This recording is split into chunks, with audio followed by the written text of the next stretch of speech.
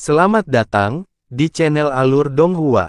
Sebelum menonton, silahkan subscribe, biar Mimin tambah semangat update-nya.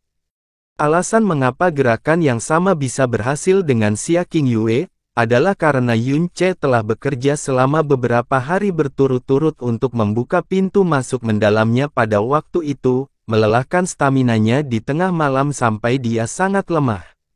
Bagaimanapun, mereka adalah pasangan yang sah.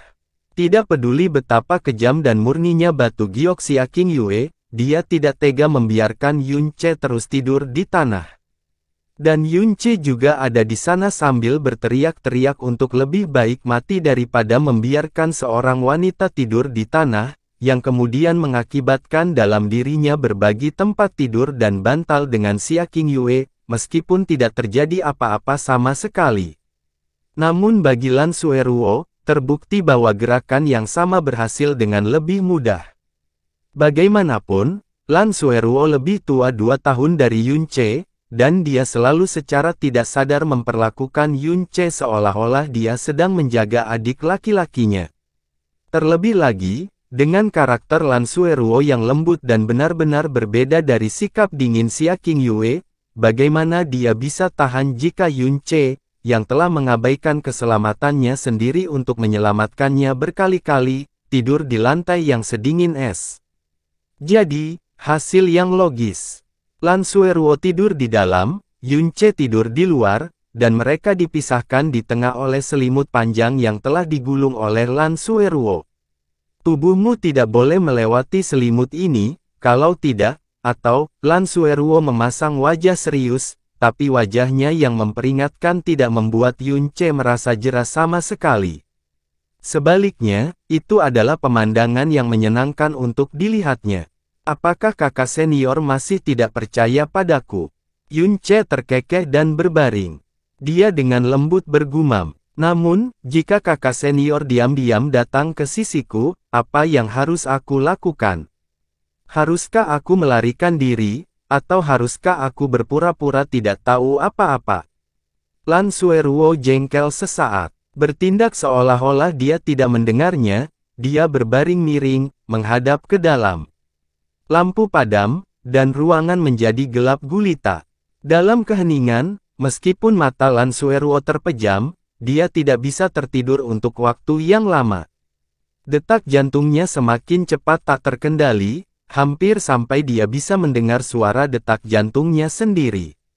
Berpikir kembali saat bertemu dan berkenalan dengan Yun Ce, dia tidak dapat menyangkal bahwa dia selalu tertarik dan tersentuh olehnya selama ini. Dan malam ini dia benar-benar tidur di ranjang yang sama dengannya, tidur di ranjang yang sama. Dia menemukan bahwa di dalam hatinya hanya ada kegelisahan dan ketegangan, namun tidak ada sedikit pun rasa takut atau penolakan. Ini membuatnya merasakan bahaya yang samar-samar, namun dia tidak mampu menahan atau menjernihkan perasaan itu. Dia sebenarnya tidur dengan seorang pria di ranjang yang sama, ini adalah apa yang dia usulkan secara sukarela, namun justru karena itu, apakah itu membuatnya merasakan betapa sulit dipercayanya situasi ini? Karena baginya, ini adalah pemandangan yang tidak pernah dia bayangkan. Dia mulai membayangkan, jika adegannya sama, namun Yun Ce telah digantikan oleh orang lain, apakah dia juga akan melakukan hal yang sama karena kelembutan hati dan kasih sayang. Dia berpikir lama ketika dia berpindah ke banyak orang. Kesimpulan yang selalu dia dapatkan adalah, dia pasti tidak akan melakukannya. Mungkinkah aku terlalu percaya padanya? Mungkin. Lagi pula, dia bahkan tidak ragu-ragu menggunakan nyawanya sendiri untuk melindungiku, dan dia sangat murah hati dan berani, tentu saja, dia tidak akan melakukan apapun yang menyinggung perasaanku dalam situasi ini, kan? Saat pikiran Lan Sueruo kacau, dia mendengar suara napas Yun Ce dari samping telinganya. Tampaknya dia sudah tertidur lelap. Kecemasan Lan Sueruo segera mereda.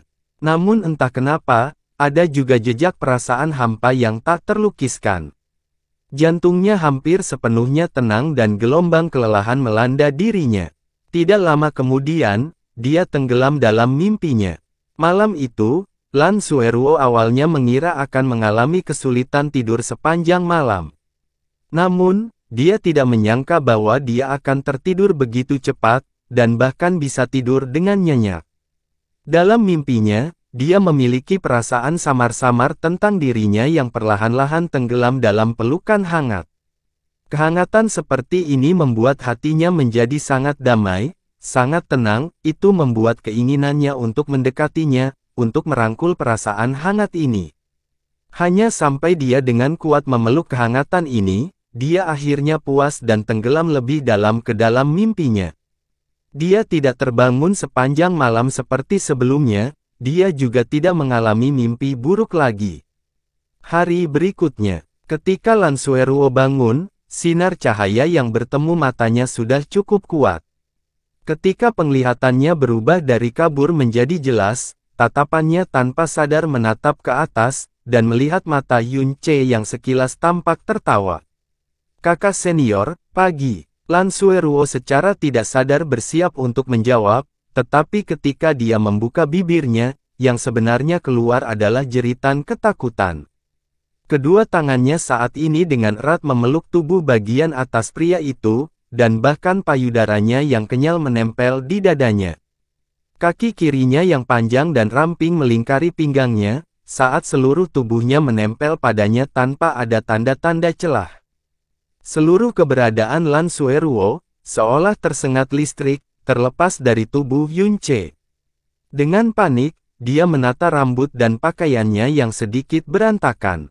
Jantungnya berdebar kencang seperti rusa yang terkejut, dan wajahnya memerah seperti matahari terbenam. Kakak senior, kamu sepertinya tidak memiliki rasa aman saat tidur. Apakah ada sesuatu yang kamu takuti? Yun Ce bertanya sambil menatap matanya. Jangan, Lan Sueruo menjawab dengan agak tidak siap dan bingung, dia samar-samar mengingat kehangatan yang tak dapat dijelaskan dalam mimpinya yang memberinya rasa damai, dia sekarang juga sepenuhnya mengerti, bahwa perasaan hangat seperti ini datang dari Yun Ce.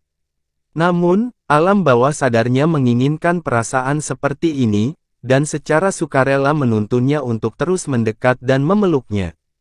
Yun Ce sudah lama terbangun, tapi tetap diam dan mempertahankan posisi aslinya sampai Lan Sueruo bangun. Lan Sueruo memeluknya atas kemauannya sendiri tidak membuatnya merasa terpikat, tapi malah membuatnya merasa kasihan dan sakit hati. Pasalnya, posisi tidur seperti itu membuktikan bahwa di balik penampilannya yang lembut dan hangat, sebenarnya terdapat banyak sekali kekhawatiran dan bahkan ketakutan, hanya saja, dia tidak tahu apa yang dia khawatirkan dan takuti. Yun Ce duduk, lalu tiba-tiba mengulurkan tangannya dan memegang tangan kanan Lan Sueruo yang selembut salju di genggamannya. Dengan hormat, dia berkata, kakak senior, meskipun saya tidak mengetahui identitas Anda, atau mengetahui latar belakang keluarga Anda, dan terlebih lagi tidak mengetahui apa yang telah Anda lalui. Tapi seperti yang telah saya katakan sebelumnya, selama aku berada di sisi kakak senior, aku akan menggunakan seluruh kekuatanku untuk melindungi kakak senior, dan tidak akan pernah lagi membiarkan kakak senior menerima bahaya apapun. Dengan tangannya yang tiba-tiba dipegang oleh seorang pria dengan cara yang meragukan, sementara kata-kata lembutnya juga sampai ke telinganya, Lan Sueruo yang belum pernah mengalami pengalaman ini tiba-tiba menjadi bodoh ketika pikirannya benar-benar kosong. Hanya setelah membiarkan tangannya dipegang dalam waktu yang lama, barulah dia akhirnya bertindak seolah-olah dia baru saja bangun dari dunia mimpi, dia buru-buru menarik tangannya dari genggamannya dan dengan penampilan panik, melompat dari tempat tidur. Kamu sudah punya istri. Meninggalkan garis yang bahkan dia sendiri tidak tahu dari mana asalnya, Lan Sueruo dengan cepat lari. Sosok cantik itu jelas mengandung perasaan tergesa-gesa melarikan diri. Setelah Lan Sueruo melarikan diri, Yun Ce menggelengkan kepalanya dan tersenyum. Dia kemudian meletakkan tangannya di dagunya, dan berbicara pada dirinya sendiri, sepertinya saya salah. Tindakannya jelas menunjukkan bahwa dia tidak terlalu mencintaiku, tetapi hanya memiliki kesan baik yang bahkan dia sendiri tidak sepenuhnya mengerti. Tapi kenapa dia memperlakukanku seperti itu tadi, sampai-sampai dia tidak ragu-ragu mengambil risiko besar dengan pergi ke cabang sekte Xiao, untuk menyelamatkanku sendirian. Di bawah suasana yang tiba-tiba menjadi canggung dan meragukan, keduanya melanjutkan perjalanan mereka ke Blue Wind Empire. Namun ketika malam tiba, saat mereka sedang mencari penginapan untuk menginap untuk kedua kalinya, penginapan ini juga hanya memiliki satu kamar tersisa. Dan seperti yang pertama, penginapan ini juga menyatakan bahwa mereka adalah satu-satunya penginapan yang berjarak sekitar 100 km.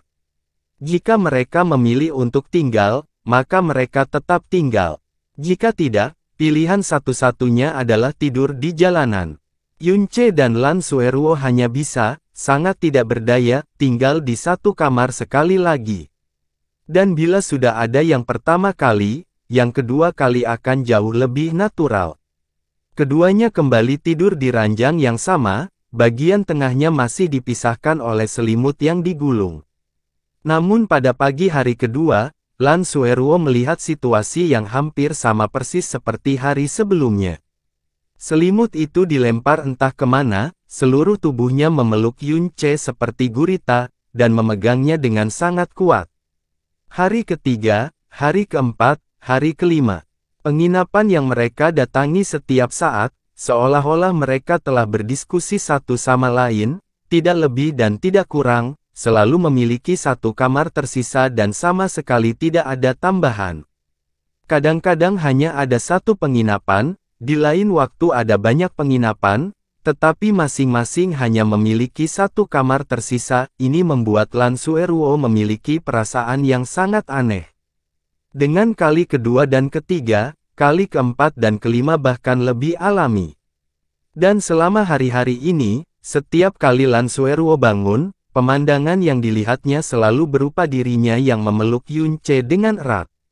Bahkan ketika dia terus-menerus mengingatkan dirinya sendiri sebelum tertidur, itu tetap sama ketika dia bangun. Dan lebih jauh lagi, dia secara samar-samar memeluknya semakin erat setiap hari.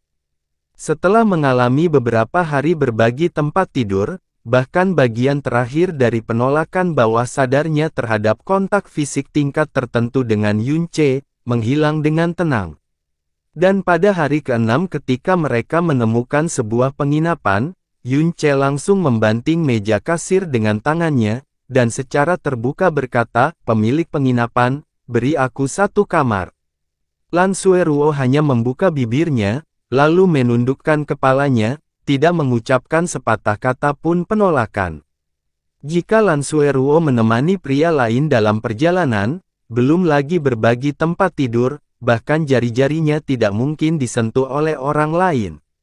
Tapi ketika bertemu dengan seorang seperti Yunche dengan dua pengalaman hidup dan penampilan remaja, apalagi berusia 18 tahun, bahkan jika dia berusia 28 tahun, dia akan tetap jatuh diam-diam seperti ini, bahkan tanpa menyadarinya sendiri di dalam sedikit pun. Blue Wind Imperial City, atau ibu kota Blue Wind Empire, terletak di wilayah tengah utara Blue Wind Empire, dan juga merupakan kota terbesar, luasnya lebih dari 30 kali luas kota Bulan Baru. Di tengah-tengah kota Kekaisaran, letakkan puncak otoritas Istana Kekaisaran. 40 mil lurus ke utara dari lokasi Istana Kekaisaran terdapat Istana Mendalam terbesar Kekaisaran Angin Biru, Istana Mendalam Angin Biru. Sejarah Blue Wind Mendalam Palace membentang selama ribuan tahun. Didirikan oleh keluarga Kekaisaran, itu adalah lokasi yang digunakan oleh keluarga kerajaan untuk membina praktisi tingkat lanjut. Selain itu adalah lokasi suci yang diimpikan oleh banyak praktisi muda kerajaan Angin Biru untuk dicari. Interior Blue Wind Mendalam Palace dibagi menjadi 3 tingkatan, Istana Luar, Istana Tengah, dan Istana Dalam. Jika seseorang bisa memasuki Istana Tengah, dan bersedia melayani keluarga Kekaisaran, dia pasti akan sangat dihargai oleh keluarga Kekaisaran. Jika seseorang masuk militer, Titik awalnya adalah komandan pangkat pertama dari 1000 orang. Tetapi bagi seorang praktisi yang bisa memasuki istana dalam, dia akan menerima perhatian terbesar dari keluarga kekaisaran, akan menerima sumber daya yang sangat bagus selain kondisi terbaik selama dia tinggal di Blue Wind Mendalam Palace. Setiap pertumbuhan mereka di Blue Wind Mendalam Palace akan menerima perhatian penuh keluarga kekaisaran. Sebelum meninggalkan istana mendalam Blue Wind, seseorang akan menerima undangan untuk bergabung dengan keluarga kekaisaran atas inisiatif keluarga kekaisaran. Begitu seseorang bergabung dengan keluarga kekaisaran, mendapatkan posisi tinggi hanyalah hal kedua, bagian terpenting adalah seluruh keluarga mereka akan bermandikan kekayaan dan kemuliaan karena hal ini. Bahkan ayam dan anjing pun akan menjadi bangsawan. Sebelum meninggalkan istana mendalam Blue Wind, seseorang akan menerima undangan untuk bergabung dengan keluarga kekaisaran atas inisiatif keluarga kekaisaran. Begitu seseorang bergabung dengan keluarga kekaisaran, mendapatkan posisi tinggi hanyalah hal kedua. Jadi, untuk dapat memasuki istana dalam Blue Wind Mendalam istana adalah impian entah berapa banyak praktisi muda, bahkan bisa dikatakan harapan yang paling utama. Namun, Blue Wind Mendalam istana bagaimanapun juga, istana mendalam Blue Wind Empire yang terbesar. Belum lagi istana dalam, bahkan syarat untuk memasuki istana luar yang memiliki standar paling rendah pun juga sangat menakutkan. Itu sudah cukup untuk menghilangkan 90% praktisi yang berharap untuk memasuki Blue Wind Mendalam Palace. Mereka hanya bisa mundur untuk pilihan kedua, memasuki istana mendalam yang didirikan oleh keluarga kekaisaran di kota-kota kecil. Yunce menghela nafas kagum saat dia berdiri di depan pintu masuk utama Blue Wind Mendalam Palace, itu benar-benar layak mendapat gelar istana mendalam nomor 1 di Blue Wind Empire. Dibandingkan dengan New Moon Mendalam Palace, ia memiliki udara yang setidaknya 10 kali lebih bermartabat, dan aura yang mengesankan berada pada tingkat yang sama sekali berbeda. Setelah 10 hari perjalanan, Yunce dan Lan Sueruo akhirnya mencapai Blue Wind Imperial City. Ini adalah pertama kalinya Yunce pergi ke ibu kota tempat ia dilahirkan, dan ia mengalami sedikit kejutan dalam perjalanan ke sana. Lan Sueruo sangat akrab dengan Blue Wind Imperial City dan memperkenalkannya ke lokasi di banyak area utama. Setelah itu, dia membawanya ke depan pintu Blue Wind Mendalam Palace. Hal pertama yang ingin dia lakukan adalah menenangkan Yunce di Blue Wind Imperial Palace. Itu wajar saja. Blue Wind Mendalam Palace memiliki warisan 1800 tahun dan diawasi langsung dan dipasok oleh keluarga kerajaan. Dengan sumber daya yang kaya dan lingkungan yang baik untuk menumbuhkan energi yang besar, bahkan memiliki guru yang terkenal di kekaisaran sehingga secara alami, cabang-cabang istana yang mendalam bahkan tidak dapat dibandingkan. Lan Sueruo mengatakan ini sambil mengeluarkan jimat transmisi suara jarak pendek yang dia beli dalam perjalanan dan meletakkannya di atas giok transmisi suara miliknya. Saat jimat transmisi suara pecah dan menghilang, sebuah matriks kecil muncul di batu transmisi suara miliknya. Saya sudah di sini, di pintu masuk utama istana yang mendalam. Lan Sueruo berbicara ke dalam giok transmisi suara. Saat suaranya jatuh, matriks pada sound transmitter jadi memudar. Tak lama kemudian, seorang pria parubaya berpakaian ungu yang memiliki penampilan lembut bergegas keluar dari dalam istana yang mendalam. Saat melihat mereka, dia berteriak dari jauh, "Sueruo, Yunce. Kalian berdua baik-baik saja. Indah sekali. Kepala istana Qin. Mengapa kamu di sini?" Orang di depan mereka sebenarnya adalah kepala istana mendalam bulan baru yang baru diangkat, Qin Wuyu. Ini di luar dugaan Yunce. Sebagai kepala istana New Moon Mendalam Palace yang baru diangkat, mengapa dia muncul di sini daripada tinggal di New Moon City? Dia berbalik menghadap Lan Sueruo, dan bertanya dengan terkejut, "Orang yang baru saja kamu kirimkan suaranya, adalah kepala istana Qin." Lan Sueruo sedikit tersenyum dan mengangguk. Kamu masih bertanya kenapa aku ada di sini? Qin Wuyu memandang mereka, menghela nafas panjang, dan menjawab dengan wajah penuh ketakutan, awalnya, kamu telah menghilang selama beberapa hari dan untuk menemukanmu, Sueruo pergi ke cabang sekte Xiao sendirian. Setelah itu, saya tidak menerima pesan apapun lagi sehingga saya tidak dapat menahan diri untuk melakukan perjalanan sendiri ke sekte cabang, hanya untuk mengetahui bahwa seluruh sekte mereka sudah berada dalam keadaan kacau balau. Setelah aku pergi dan bertengkar dengan Xiao Tianan, Xiao Zaihe kembali dan berkata bahwa kalian berdua telah jatuh ke pusat pegunungan 10.000 binatang, dan bahkan tulang dan mayat kalian pun tidak dapat ditemukan. Aku hampir kehilangan jiwaku karena shock. Selama lebih dari sebulan, aku hidup dalam kegelisahan dan aku tidak bisa lagi menunggu di New Moon City, jadi aku datang ke sini untuk mencari berita apapun tentang kalian berdua, karena Sueruo mengatakan bahwa dia akan membawamu ke sini sebelumnya. Kecemasan dan kelegaan yang diungkapkan Qin Wuyu sepenuhnya tanpa kepalsuan. Hal ini menyebabkan keraguan muncul di hati Yun Ce. Dia pasti tidak akan percaya dia akan mengkhawatirkan Qin Wuyu sedemikian rupa, yang berarti penyebab reaksi Qin Wuyu tidak diragukan lagi adalah Lan Sueruo. Membiarkan kepala istana yang mendalam menjadi begitu cemas sehingga dia bahkan melakukan perjalanan ke kota kekaisaran Blue Wind.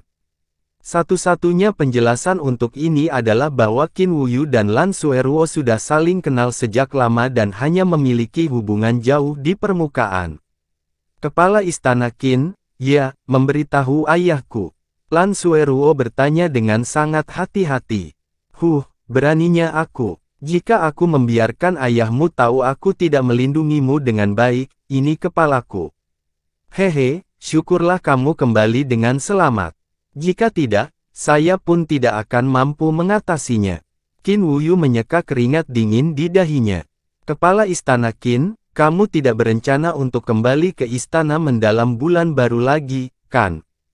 Yun Ce tiba-tiba bertanya dengan dingin. Qin Wuyu terkejut, dan kemudian menganggukkan kepalanya, itu benar, mereka telah menugaskan kepala istana baru ke istana mendalam bulan baru. Tapi bagaimana kamu mengetahui hal ini? Sudah kuduga. Yun Ce tertawa dan berkata dengan acuh tak acuh. Dia diam-diam berpikir, memang, alasan mengapa Qin Wuyu pergi ke istana mendalam bulan baru adalah untuk Lan Sueruo. Tampaknya identitas Lan Sueruo benar-benar di luar kebiasaan. Sekarang Lan Sueruo kembali ke Blue Wind Imperial City, dia tidak perlu lagi tinggal di New Moon Mendalam Palace. Yun Ce, kemana saja kamu menghilang selama beberapa hari itu? Mengapa kamu masih dikejar oleh sekte Xiao bahkan ketika kamu dan Sueruo bersama? Bagaimana Anda bisa lolos dari bahaya setelah jatuh ke pegunungan 10.000 binatang yang bahkan saya tidak berani masuki? Mungkinkah Xiao Zaihe mengarang cerita setelah dia tidak dapat menangkapmu? Qin Wuyu melontarkan serangkaian pertanyaan. Tentang itu, aku akan menjelaskannya kepadamu nanti. Kepala istana Qin, bagaimana situasi di cabang sekte Xiao ketika kamu meninggalkan kota bulan baru? Lan Sueruo bertanya. Sekte cabang itu. Qin Wuyu mulai tertawa, saya pikir mereka hampir selesai. Hampir selesai. Lan Sueruo bertanya dengan heran. Itu benar. Qin Wuyu mengangguk dan perlahan menjawab, saya tidak tahu bintang sial mana yang mereka temui, tetapi menurut berita yang saya dengar, mereka tampaknya telah menyewa seorang dukun yang menyamar sebagai dokter jenius, yang kemudian melumpuhkan Xiao Luo Cheng, melumpuhkan semua meridiannya dan menghancurkan semua vena mendalamnya. Lupakan tentang memiliki energi yang sangat besar, dia bahkan tidak akan mampu berdiri di hidup ini. Dia hanya bisa melewatkan hidupnya di ranjang itu sekarang. Tidak hanya itu, saya juga mendengar bahwa penipu telah dengan rapi menyapu bersih seluruh perbendaharaan sebelum dia pergi melalui cara yang tidak diketahui. Itu benar-benar merenggut sebagian besar fondasi sekte itu. Lalu, apakah mereka sudah tahu siapa dukun dokter, itu. Lan Sueruo melirik Yun Ce saat dia bertanya dengan geli. Qin Wuyu menggelengkan kepalanya, tidak. Saya mendengar dokter dukun itu menyamar, dan tidak ada cara untuk mulai mencari. Yun Ce menyeringai. Dia tahu, bahkan jika Xiao Tianan dengan jelas mengetahui bahwa semuanya dilakukan olehnya, dia tetap tidak akan pernah mengatakannya dengan lantang. Karena jika dia membiarkan orang luar tahu bahwa sekte besar seperti mereka telah sepenuhnya berada di tangan seorang pemuda berusia 16 tahun dan berada di alam mendalam yang baru lahir, apalagi sekte cabang mereka, bahkan sekte utama mereka akan terlalu malu untuk menghadapi siapapun. Tapi bagaimanapun juga, sekte cabang itu cukup besar. Jika mereka mengatupkan giginya, mereka seharusnya bisa mengatasinya dengan susah payah. Namun apa yang terjadi setelahnya bahkan lebih menarik. Ekspresi kegembiraan dari penderitaan orang lain mulai muncul di wajah Qin Wuyu. Saya mendengar bahwa untuk menyelamatkan putranya, Xiao Luocheng, Xiao Tianan secara pribadi pergi ke persekutuan pedagang bulan hitam untuk membeli inti naga mendalam kaisar. Ya, Anda tidak salah dengar, itu adalah inti naga yang mendalam kaisar.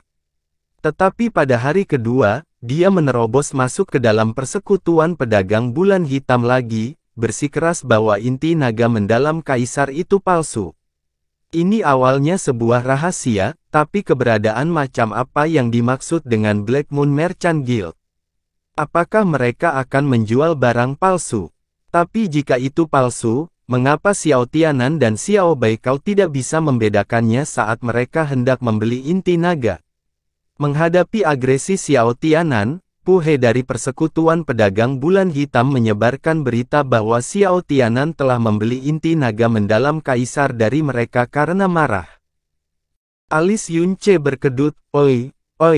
Awalnya, saya berpikir bahwa setelah dipaksa meninggalkan kota bulan baru, selain mengirim Xiao Tianan dan Xiao Baikao pergi, tidak ada metode lain untuk menerapkan penggunaan yang direncanakan sebelumnya. Siapa yang mengira bahwa persekutuan pedagang bulan hitam akan benar-benar memberi mereka dorongan? Dan dorongan ini lebih baik daripada membiarkan diri saya tinggal di kota untuk menyebarkan berita. Jika itu seperti yang dikatakan Qin Wuyu, lalu keberadaan seperti apa persekutuan pedagang bulan hitam itu? Perdagangan yang adil dan berwibawa. Barang yang mereka jual, begitu tersebar, bagaimana bisa palsu? Setelah berita ini menyebar, secara alami memicu gelombang yang mengerikan. Pada hari kedua, penginapan tamu kota New Moon terisi penuh, jalanan dipenuhi oleh orang-orang kuat dari alam mendalam roh, alam mendalam bumi, dan saya bahkan merasakan kehadiran dua praktisi alam mendalam surgawi yang menakutkan. Rupanya, pada malam pertama, sekte Xiao dipecah menjadi beberapa lusin kali atau lebih. Setelah itu, ketua-tetua dari cabang pengobatan sekte Xiao, Xiao Wuji, secara pribadi datang untuk meminta sekte cabang tersebut menyerahkan inti naga mendalam kaisar. Ini akan menjadi prestasi yang luar biasa jika mereka bisa menyerahkannya dan mereka akan mendapat imbalan yang besar. Namun, jika dia tidak bisa menyerahkannya, sekte cabang akan dikeluarkan dari sekte Xiao. Xiao Tianan menolak untuk membungkuk. Dia pertama kali mengklaim bahwa itu salah. Yun Ce dengan dingin tertawa diam-diam, omong kosong. Bahkan jika dia ingin menyerahkannya, bagaimana dia bisa menyerahkannya?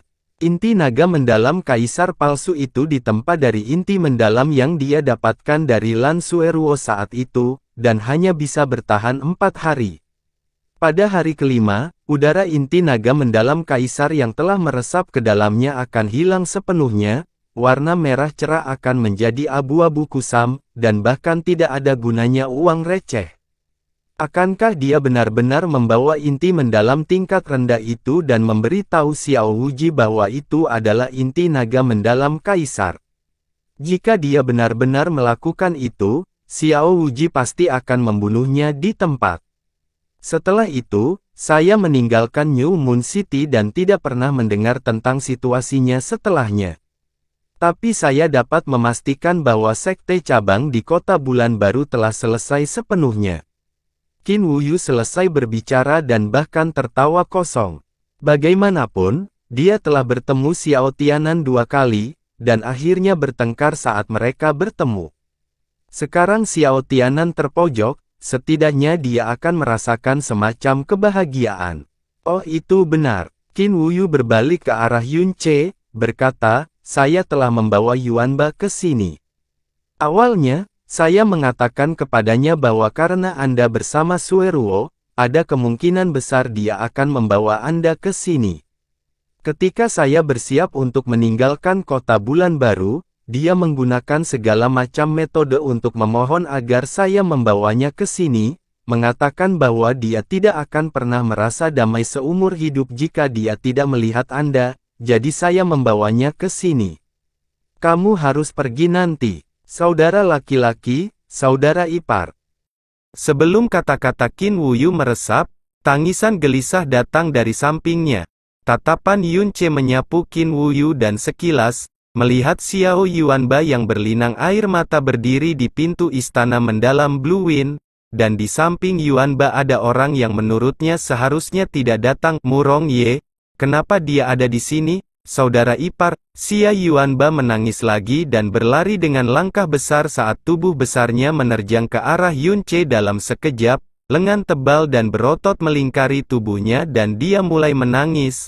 Kakak ipar, jadi kamu baik-baik saja, ini luar biasa, hebat. Sebulan yang lalu, saya mendengar bahwa Anda telah jatuh ke dalam pegunungan 10.000 binatang, dan saya pikir, Xia Yuanba memiliki tubuh raksasa tetapi sekarang menangis seperti anak kecil. Yun Ce merasakan sudut matanya basah. Sejak usia sangat muda, dia tahu bahwa jika dia mati suatu hari nanti, hanya akan ada 3 orang yang akan menangisinya, yang satu adalah kakek, yang satu adalah bibi kecil, dan yang terakhir adalah Xia Yuanba. Baiklah, berhentilah menangis, aku baik-baik saja. Yun Ce menepuk lengan Xia Yuanba dan dengan tenang berkata, juga, aku sudah berkali-kali memberitahumu untuk berhenti memanggilku kakak ipar. Aku mengerti, kakak ipar. Aku pasti tidak akan memanggilmu kakak ipar di masa depan. Untung kamu baik-baik saja, kakak ipar. Kalau tidak aku tidak tahu harus berbuat apa.